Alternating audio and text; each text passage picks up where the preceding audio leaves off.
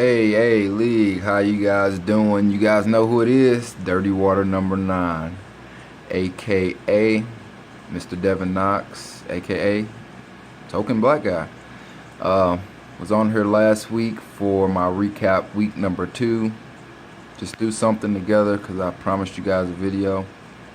And I guaranteed that I would be doing another video for most points in the week.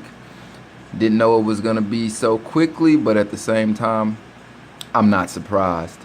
So let's go ahead and jump right into it. So, recap for week number 4. Had some big performances by some big name players. Obviously, I had the most points in the week. I really wanted to get over that 300 mark, especially after getting my head bashed in by Ingram last week. Just short by 4 points. Fucking kicker didn't come through like I thought for the Giants. But I got 296. Excuse me. Sorry. Wrong week. I got 295 over Wentz the Bed. Oh, that's a Burger with Strength. Burger with Strength changed his name. That's Nick changed his name. Excuse me. Nick, yeah, struggling. But obviously, you know it's not over. You're pretty in tune with what's going on in fantasy, so I'm pretty sure you got the ability to bounce back. Yeah, 295. Obviously, that was a big compliment of Julio and Matty Ice. Yeah, all in on Julio and came at the perfect time. Just a couple other good performances by players that week. I thought Zeke had a big week. Him and Julio and AJ Green won me a lot of money in daily this week. So I really appreciate Zeke. And he's coming to that rookie, that first round draft pick, that good, key, reliable running back that there's not too many of that we thought he could be. And it's a good pickup by Motor City Heroes, who almost beat Geiger, Matt type. Only won by 4 points, Matt did. And that looks like because Blair Walsh missed another field goal and Macklin was underperformed. Motor City looks like he needs some receivers. Half of them are on bye and the other half are just no good. So unless Zeke can keep it going, buddy, you might need some help.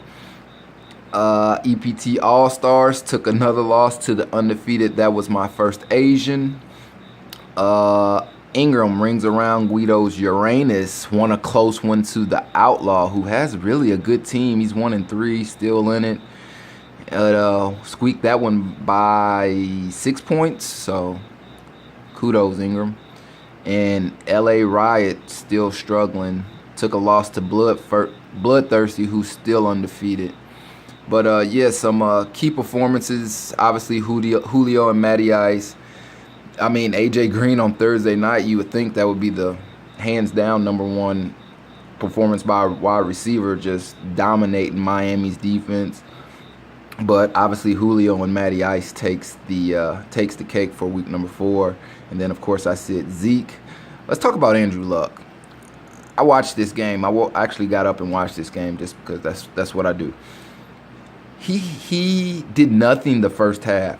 He actually, only reason he got what he was projected was a big plays by Dorsett and, of course, T.Y. I'm a little sketchy, a little nervous about Andrew Luck.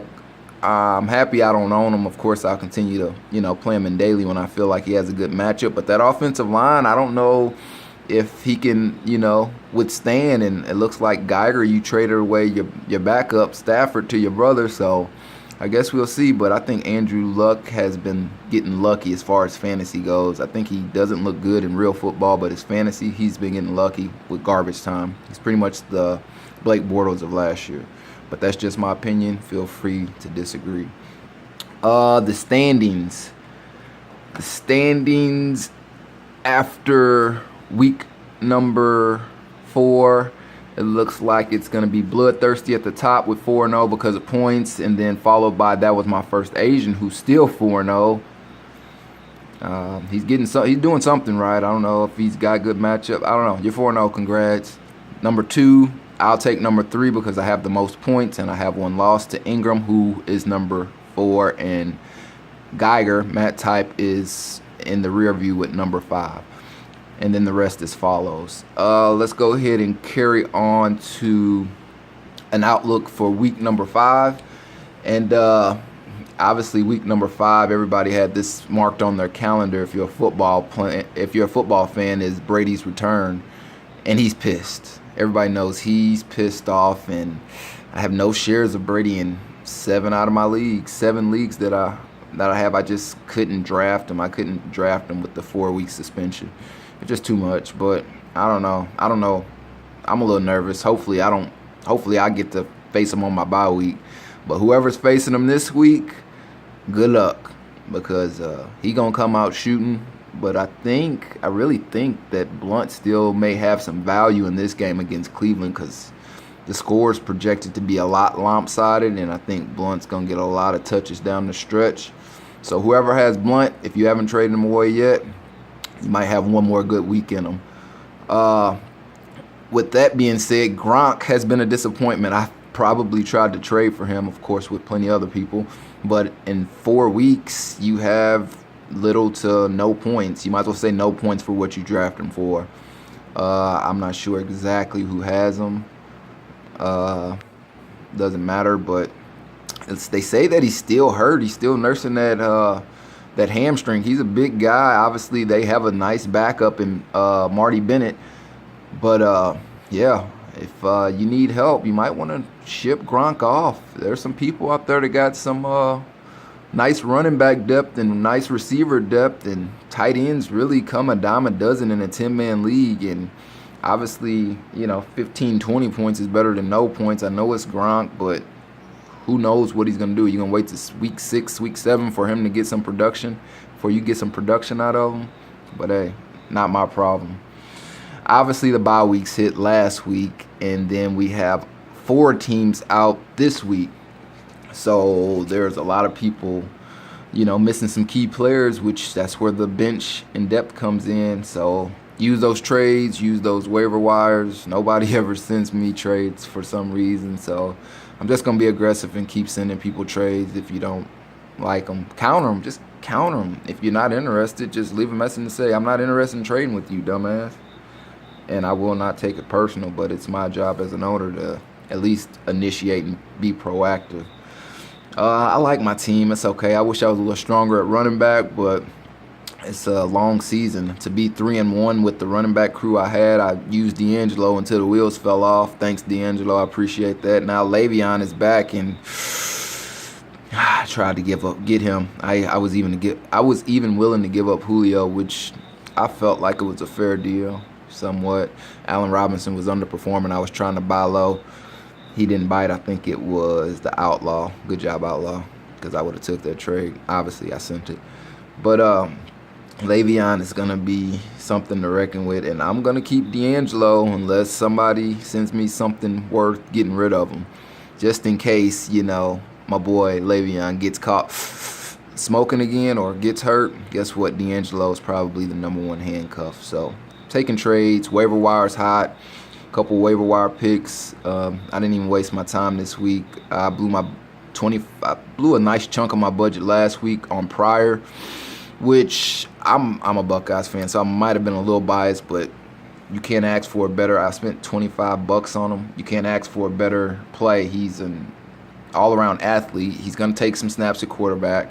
He's going to get some rushing yards. He's the #1 receiver, and then after that Josh Gordon news hit,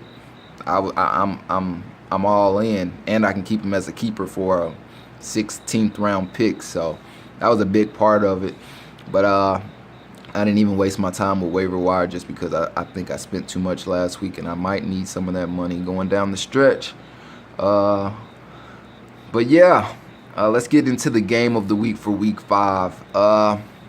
Obviously, I would like to say the game between me and Bloodthirsty, who's projected to bash my head in. I think this is the first time I've seen, in a while, that I've seen somebody projected almost 300 points projected. So he's projected 296 to my 237. And, Matty Ice and Julio's in Denver, so I'm playing him. I don't care. I'm going to ride them till the wheels fall off. Prove me wrong, Denver. If I lose, I'm going to lose with my studs. Fuck it.